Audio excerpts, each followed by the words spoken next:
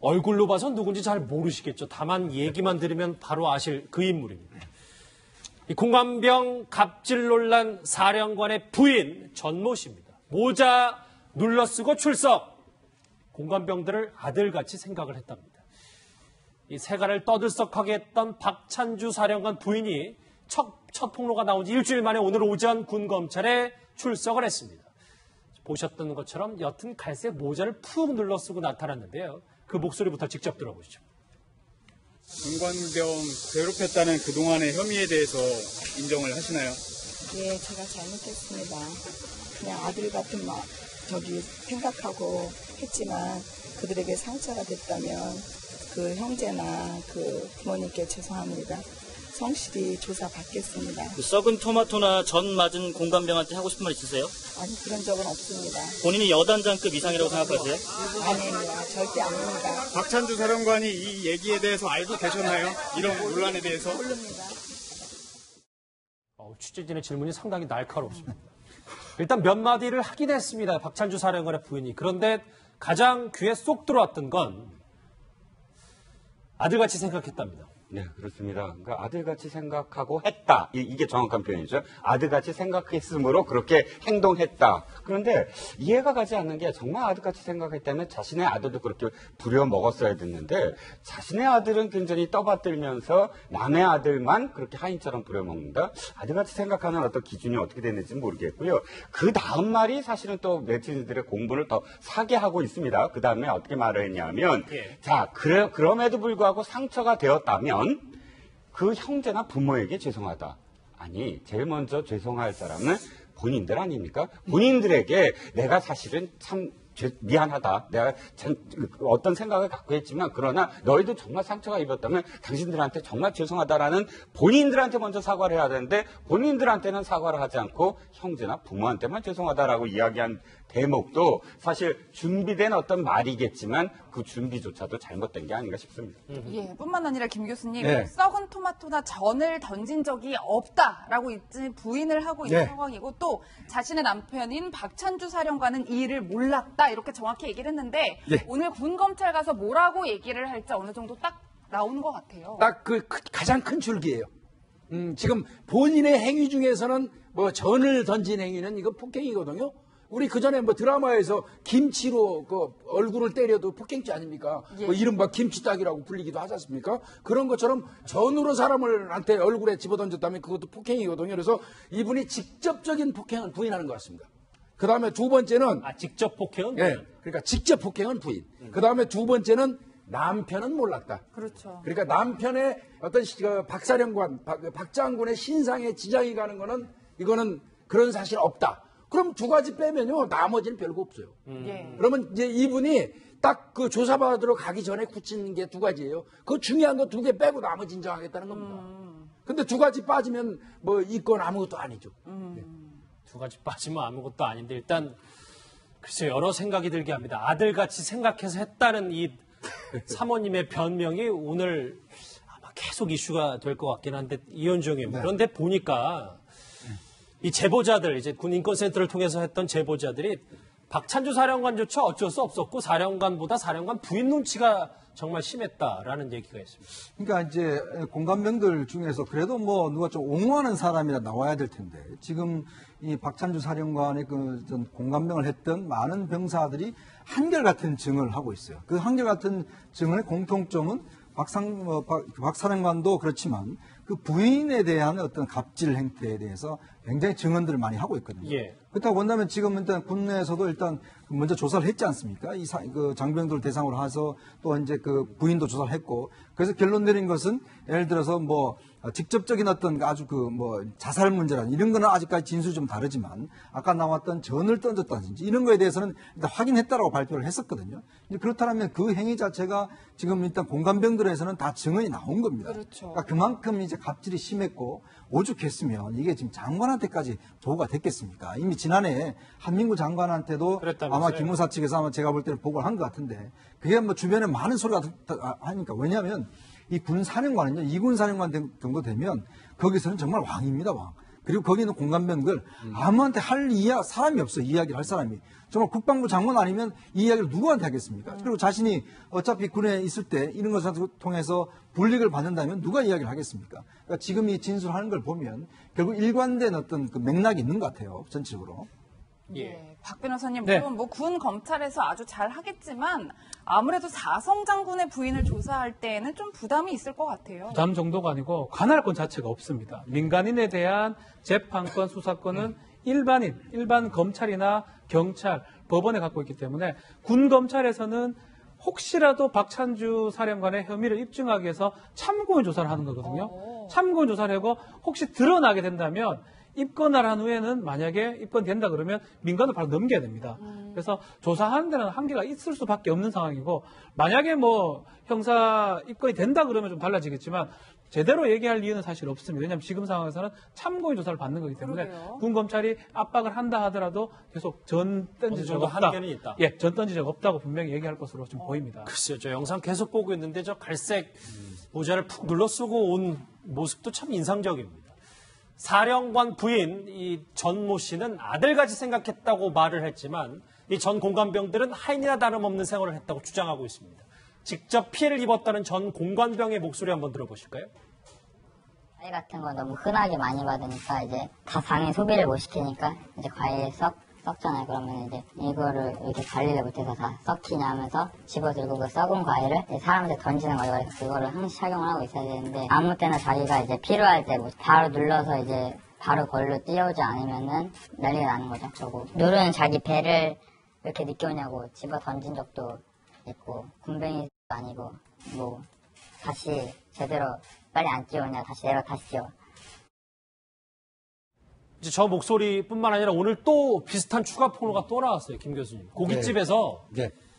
생선회를 주문했답니다. 그러니까 아마 그 복지시설 내에 군에서 운영하는 그 식당이 있는데 거기 주로 다루는 게 아마 고기를 다루는 것 같습니다. 그런데 이제 아마 이분이 거기에서 그 뭐 아까 말씀하신 대로 거기 그 이군 내에서는 왕 아니겠습니까? 그 복지시설 내에서 아마 관리관한테 얘기를 한 것 같아요. 야, 회로 이번 메뉴는 회다. 고기 다루는 집에서 회 시키니까 뭐 원래 일반적이라면 아이 저희는 고기 다루니까 못 가져옵니다 얘기하는 게 맞겠죠. 민간인 같으면. 근데 거기서는 뭐 군대니까요. 회를 내와라 하니까 바로 관리관이 사비를 들여가지고 이천 쪽에서 노량진 신사까지 열심히 온 것 같습니다. 그래서 회를 사가지고 가서 회로 지시를 따랐다고 합니다. 진짜 이건 거의 월권이죠. 예. 뿐만 아니라 박 변호사님 네. 사실 공간 경계병이라 하면 뭐 저는 잘 모르지만 네. 이 공간을 방어하는 그렇죠. 임무가 있다고 하더라고요. 그런데 오리 키우고 닭 키우고 토마토 캐고 오이 캐고 뭐 이런 일을 했다는 거예요. 공관병이 있고요. 또 그 안에는 뭐 요리할 수 있는 병사 공관병이 하나로 보고 공간 경계병은 그냥 실제 병사들이에요. 공간을 지키고 있고 시간에 맞춰 지키는 병사들한테 2시간씩 뭐 경계 근무 그렇죠. 경계 근무 쓰는 거예요. 예. 왜냐하면 군사시설 보호구역이에요. 공간 자체가. 경계 근무를 쓰는데 그 경계 근무를 쓰는 병사들, 공간 경계병들한테 뭐 채소를 키우라 그러고 가축이나 어떤 필요한 그걸 관리하라 그러고 결국 채소를 키워가지고 그거를 박찬주 사령관이 집에서 먹기도 하고. 그러니까 사실은 이거는 뭐 완전히 업무하고 이거는 업무하고 관계가 없는 거를 지금 시키는 거거든요. 공간병한테 시키는 것도 문제지만 공간 경계병은 공간을 지키고 경계하러 보낸 병사들한테 이런 어떤 텃밭 관리시키고 채소 관리시키고 가축 관리시키는 거. 이거는 심각한 문제가 아닌가 이렇게 보입니다. 글쎄 경계 근무 괜히 쓰는 것도 아니고 저거 다 구멍 뻥뻥 뚫려서 저때 어떻게 했으면 저 무슨 일 생겼으면 어땠을 뻔했습니다. 이현정 의원님. 네. 군대는 원래 물론 투스타, 쓰리스타 되는 장성들은 그렇지 않지만 군대는 이제 보급품이라는 것도 있고 장구류 이런 것도 있어서 다 군대 내 물건들을 많이 쓰기 대부분인데 독일식 테이블보, 사기 그릇 이런 거 사라고 지시한 건 물론 다 사령관 부인이 한 거겠죠. 이게 보면 주로 이제 대장급 정도 되면 사령관쯤 되면 그 손님들이 꽤 많습니다. 이 공간에 보면 지역 유지들이라든지 뭐 이런 분들을 많이 초청을 해서 이제 파티를 많이 열어요. 이제 그렇다 보니까 실제로 이제 조리병들 같은 경우 이제 파티가 열린다고 그러면 그걸 다 준비를 해야 됩니다. 그러다 보니까 좀 아마 이 부인이 좀 취향 자체가 굉장히 좀 고급스러웠었던 모양이에요. 뭐 군에서 보급되는 건 있겠지만 특히 이제 뭐 독일제 제품이라든지 이런 것들을 좀 구매를 해서 이제 이런 파티를 연 것이죠. 예. 그러다 보니 거기에 또 이제 그 공관병들이 다 동원돼서 그런 것들 구해서 한다든지 또 파티를 하게 되면 그 뒤치다거리 다 해야 됩니다. 예. 그러니까 이게 결국 보면 군사령관이 이제 지역에 있으면서 물론 뭐 아주 불가피한 경우는 있겠죠. 그렇지만 일반적으로 우리가 알려진 것과 같이 자신의 지인들 또 자신의 승진을 도와줄 사람들 뭐 이런 사람들을 수시로 불러서 사령관 안에서 이제 파티를 연다든지 또 군 납품이 좀 싸지 않습니까? 군내 뭐 납품되는 양주라든지 이런 것도 있고 면세품 그렇죠. 면세품들이 다 하니까 예. 그렇기 때문에 또 저기 그 사령관 그 집에 보면 냉장고가 10대였다는 거 아니겠습니까? 냉장고 왜 10대를 두겠습니까? 그만큼 이제 파티라는 이런 행사가 많기 때문에 그 음식들을 다 준비해서 보관하고 있어야 되는 것이죠. 그러니까 금방 준비할 수 없으니까. 또 예를 들어서 부인들 같은 경우는 주로 낮에 같은 경우는 골프를 많이 칩니다. 군 시설에 이제 부인들끼리 골프를 많이 하거든요. 그럼 골프 치고 난 다음에 와서 이제 또 밥을 먹는다든지 이럴 때 바로 또 저 조리병들 불러서 음식을 시키긴다든지 뭐 이런 식으로 하면서 결국 이제 그 소왕국이죠. 거기서는. 이제 그런 행태를 했다는 것이 이제 이번에 아마 적나라하게 드러난 것 같습니다. 행사 뭐 공식 행사하는 거 누가 뭐라 그러겠습니까? 저걸 적법한 절차했었어야 되는데 그렇다면 왜 공관병들은 당시 이 지옥 같았던 사령관 부부의 만행을 견디기만 했을지 그 목소리 한번 직접 들어보시겠습니다. 육군 내에서 가장 거의 높은 직급이기 그쵸. 때문에 그게 제일 크죠. 정말 폐쇄된 그 공간에서 더 높은 사람도 없을 뿐더러 뭐 정말 대통령한테 뭐 얘기하지 않은 이상 더 높은 애 제가 생각했을 거의 없으니까 뭐 이런 거 당한 거라고 해봤자 내 말뿐이니까 이걸 뭐 내가 말한다고 뭐 그게 소용이 있을까 이런 생각도 되게 있고 뭘 되게 할 수만 있다면 뭘 녹음하거나 뭘 좀 찍거나 되게 그렇게 하고 싶은데 그걸 방법이 전혀 없잖아요. 그러니까 외부랑 소통이 되는 것도 아니고 같이. 네, 저는 군대에 대해 잘 모르니까 네. 대한민국에 이런 직업이 있었나 이런 생각이 드는데 얼핏 네. 생각하면 대통령보다 더 대우를 많이 받는다 뭐 이런 생각도 들어요. 그렇죠. 그러니까 사실 공관병이라는 것이 굉장히 문제가 돼서 당번병이라는 이름까지 포함을 해서 2011년도부터 당번병을 줄여라라고 군 내부에서 이미 지시가 내려갔는데 사실 지금 말씀하셨듯이 육군이 그런 어떤 그 당번병을 없애는 것을 굉장히 아직도 안 없앤 거예요. 다른 군 같은 경우는 해군은 거의 없앴답니다. 2명밖에 안 남았고 공군도 뭐 15명밖에 안 남았는데 육군은 아직도 그런 어떤 개혁이라든지 거기에 굉장히 둔화돼 있다. 그러니까 사실은 문재인 대통령도 육군이 중심이 돼서 너무 이 육군의 어떤 그런 그 중심주의가 군을 계속 개혁을 못하는 어떤 과정이기 때문에 합참의장도 육군 출신이 아닌 공군이나 해군 쪽에서 나올 가능성도 지금 보이는 것이거든요. 자, 그랬을 때 사실 지금 한 말씀만 더 드리면 아까 이 텃밭을 뭐 갖고 온다든지 혹은 고깃집에서 회시킨다든지 이게 지금 제2사령관 시절이 아니라 군단장, 7군단장 시절이었어요. 그렇죠. 그러니까 지금 제2사령관 시절에 지금 나오는 이야기들이 하도 기가 막히니까 그때 시절까지도 그때의 증언까지도 다 터져 나오는 것이거든요. 그때는 별 3개라고 하더라고요. 그렇죠. 그러니까 그런 어떤 것들이 사실은 참고 참았다가 한꺼번에 쏟아지는데 육군이 가장 문제가 많았다라는 것이 여실히 지금 보이고 있는 거죠. 박지훈 변호사. 네. 박찬주 사령관 본인은 내일 소환되는 겁니다. 그렇습니다. 8일 날 지금 소환이 되고 여러 가지 좀 문제점이 있습니다. 전역을 해버리면 민간으로 이송이 되기 때문에 민간의 조사를 받아야 되는데 전역은 조금 보류될 걸로 지금 보이는데 아, 잠시만요. 그러니까 전역을 안 시킨다는 예, 전역 안 시켜야지만 검찰의 조사를 계속 할 수 있기 때문에 그리고 한 가지 징계 부분이 좀 문제가 되는데 군인사법상의 징계를 하려고 그러면 장교의 징계의 경우 선임자가 최소 3명이 구성이 돼야 됩니다. 뭐 이런 일이 일어날 거라고 예상을 못했기 때문에 서열 자체가 3이에요. 합참의장하고 육군참모총은 다음에 지금 선임자이기 때문에 이작사령관이 지금 3이기 때문에 제2작전사령관. 본인 포함해서는 불가능합니다. 징계 자체가 지금 법상으로 군인사법상으로 불가능하기 때문에 그리고 1군사령관, 3군사령관은 밑에거든요. 그 서열상으로. 예. 그렇기 때문에 지금 징계도 못하고 그렇다고 만약 전역 조치를 취하면 군 검찰의 조사를 또 못하고 뭐 여러 가지 좀 애로점이 있는 그런 상황이 아닌가 이렇게 보입니다. 예, 뭐 김 교수님 예. 적절한 비율일지 모르겠는데 왜 우병우 전 수석 검찰 조사 받을 때 이렇게 팔짱 끼던 모습 기억나시잖아요. 예. 사송 장군이 군 검찰의 조사를 받는다. 제대로 조사가 될까요? 여태까지 분위기는 그랬습니다. 사실상 아마 전체가 다 그런 우려를 했을 거예요. 과연 별 4개 그 포스타를 별 4개를 군 검찰이 제대로 효율적으로 조사를 할 수 있겠는가 그런 생각을 했겠죠. 그렇지만 이제는 아마 그렇게 했다가는 군 조직 전체가 망가지니까요. 아마 요번만큼은 군 검찰에서 나름대로 조사는 하겠지만 그래도 저는 그렇게 크게 효율적으로 이 조사하는 게 쉽지 않으리라고 생각이 들고요. 차라리 이제 아내 되시는 분, 이분, 그 장군 부인 같은 사람은 이제 어차피 민간이신 분이니까 경찰 아니면 검찰에서 조사하지 않겠습니까? 빨리 하루라도 속히 그쪽으로 넘겨줘서 조사를 하는 게 맞을 걸로 보여요. 그게 효율적일 것 같고요. 쉽지 않습니다. 사실은 검찰단장이 국방부 검찰단장이 대령입니다. 육군 대령이거든요. 대령이 어떻게 대령을 포스타를 조사, 뭐 권한상으로는 조사를 분명히 할 수 있고 있는데 또 드러난 혐의가 부인한테 집중이 돼 있지. 박찬주 대장한테 집중된 부분이 없습니다. 영장을 낼라 하더라도 박찬주 사령관이 잘못한 부분이 있어야지만 영장을 낼 수 있는 부분이 있기 때문에 부인의 혐의만 봤을 때는 조금 어려운 상황이 아닌가. 결국 군검찰의 어떤 조직적, 계급적 특성도 있고 지금 드러난 걸로 봤을 때는 영장을 내기는 쉽지 않은 그런 상황으로 이렇게 보입니다. 변호사님, 그럼 박찬주 사령관도 참고인 신분으로 조사를 받게 되는 건가요? 아닙니다. 피의자로 지금 입건을 했고요. 아마 이 30여 명의 목격자 진술들을 확보해놨는데 그 진술 중에는 부인의 어떤 갑질 내지 폭행, 어떤 범법 행위도 있지만 박찬주 사령관이 했던 어떤 범법 행위도 포착된 것으로 보입니다.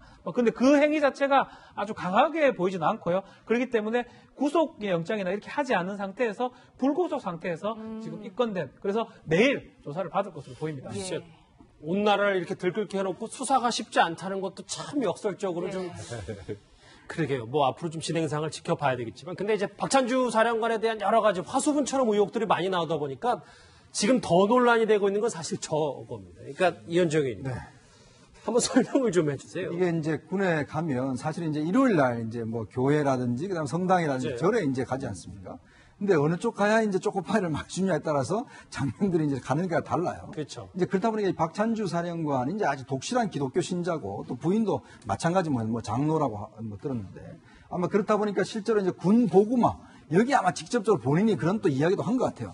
저렇게 이제 좀 초코파이를 갖다가 교회에서 좀 더 많이 주면 실제로 이제 군 보구마를 더 이룰 수 있다. 그래서 군인들이 한 75%를 이제 기독 신자로 만들 수 있다. 또 이런 이야기를 한 모양입니다. 사실 이게 굉장히 민감한 문제예요. 우리나라 군 같은 경우는 종교의 자유가 있지 않습니까? 대부분 또 군인들이 이제 가서 사실은 이제 일요일 날 되면 종교가 없는 그 병사들 같은 경우는 그래도 저희가 뭐 먹을 거 좀 주면 거기 가지 않습니까?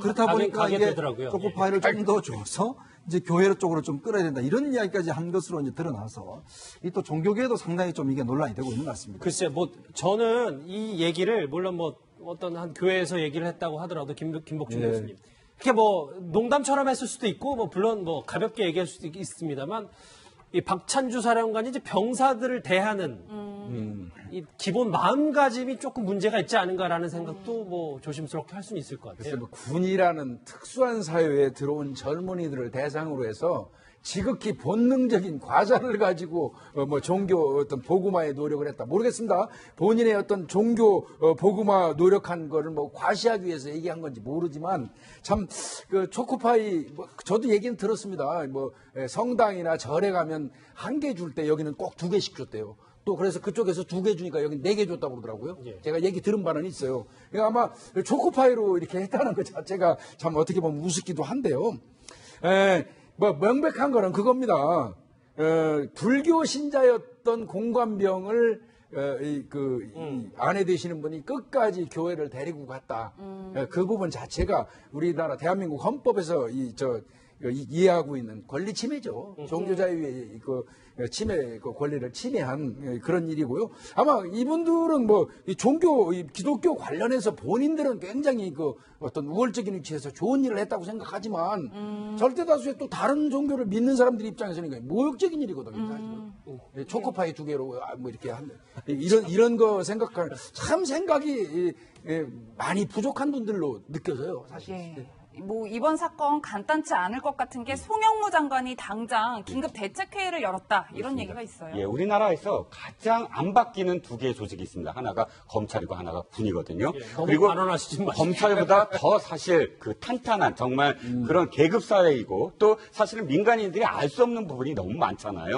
군 내부의 어떤 기밀이라는 어떤 그런 이유도 있고 또 군 문화 자체가 사실 그렇게 쉽게 변화하는 문화가 아니지 않습니까? 그런데 검찰도 마찬가지예요. 지난번에 왜 서울중앙지검장 이제는 뭐 옷을 벗었지만 중앙지검장과 법무부장 그런 그 밑에 같이 저녁을 먹은 그 사건 하나가 나중에 어떻게 됐죠? 검찰 개혁의 하나의 시발점이 됐잖아요. 그랬죠. 이번에도 공감병들의 어떤 이 그 부당한 처우 처음에는 굉장히 작은 사건처럼 보였는데 이것이 국민적인 어떤 공분으로 발전하면서 이 군 개혁 내지는 육군 중심의 어떤 군 문화 이런 여러 가지의 개혁의 하나의 원동력이 되는 어떤 계기가 충분히 되지 않을까 싶습니다. 예. 외부 도발 때문에 각군 참모총장이 모이는 게 아니라 저 공감병 문제로 모이고 참 군대 안타깝습니다. 여기까지 정리를 하고요. 김복준 교수님과는 여기서 인사를 드리겠습니다. 고맙습니다. 그렇습니다.